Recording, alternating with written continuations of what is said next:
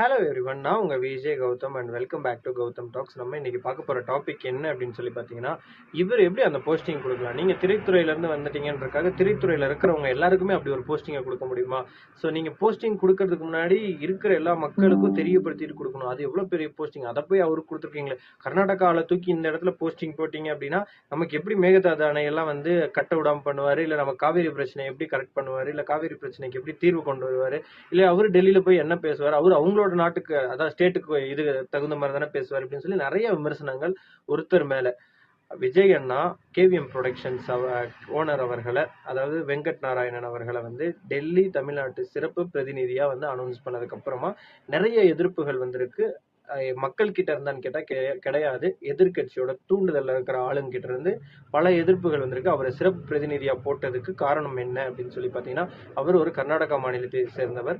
கர்நாடகாவுக்கும் நமக்கும் நட்புறவு சேர்றதுக்காக அவர் வந்து அந்த விஜயண்ணா வந்து அவரு அந்த போஸ்டிங்ல போட்டிருக்காங்க. அந்த போஸ்டிங்ல போட்டதுக்கான நோக்கம் என்னன்னா, நட்புறவு, ரெண்டு மாநிலத்தோட நட்புறவு, பக்கத்து மாநிலமான நம்ம ரெண்டு பேருக்கும் நட்புறவு கொண்டு வந்து அது மூலமா காவேரி அணைக்கு பிரச்சனைய தீர்வு கொண்டு வரதுக்காக போட்டிருக்காங்க. பிளஸ் டெல்லி சிறப்பு பிரதிநிதியா போட்டதுக்கு என்ன காரணம் அப்படின்னு சொல்லி பாத்தீங்கன்னா, அவர் வந்து கிட்டத்தட்ட வந்து அவரோட கர்நாடகால இருக்கும் போதே வந்து இந்த மாதிரி டெல்லி சிறப்பு பிரதிநிதியா வந்து ரொம்ப நாளா வந்து இருந்திருக்காரு டெல்லிக்கு. அப்புறம் பாத்தீங்கன்னா வந்து இதை கேள்வி கேட்கறது யாரு அப்படின்னு சொல்லி பாத்தீங்கன்னா, நம்ம உதவாநிதி அவர்கள் தான். அப்ப நீங்க குருவிப்பட ப்ரொடியூசரை மட்டும் வந்து எப்படிங்க துணை முதலமைச்சரா கொடுத்தீங்க அப்படின்னு சொல்லி நாங்க திருப்பி கேள்வி கேட்கலாம்ல. அப்ப யாருமே கேள்வி கேட்கல.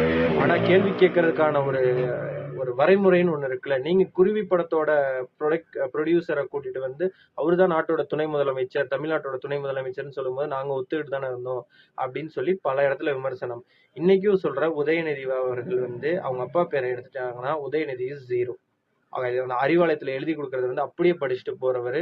விஜயண்ணாவை பத்தி பேசுறதுக்கு கொஞ்சம் கூட 0.1% கூட எந்த ஒரு ரைட்ஸுமே கிடையாது. கேவிஎம் ப்ரொடக்ஷன்ஸ் வெங்கட் நாராயணனை போட்டது எப்படிப்பட்ட மூவ்ன்றது இன்னும் கொஞ்ச நாள் பொறுத்து பாருங்க தமிழக மக்களே, உங்களுக்கு தெரியும். கர்நாடக மக்கள் கர்நாடகா மாநிலத்துக்கும் நம்ம மாநிலத்துக்கும் எப்படி நட்புறவு கொண்டு வர்றது அப்படின்றது கரெக்டான ஒரு பிரதிநிதியை சூஸ் பண்ணி போட்டிருக்காருன்றது தான் நிதர்சனமான உண்மை. இந்த உண்மையை வந்து பொருட்படுத்த முடியாத ஒரு ஆளுங்க தான் வந்து இப்படி ரியாக்ட் பண்ணிட்டு இருப்பாங்க.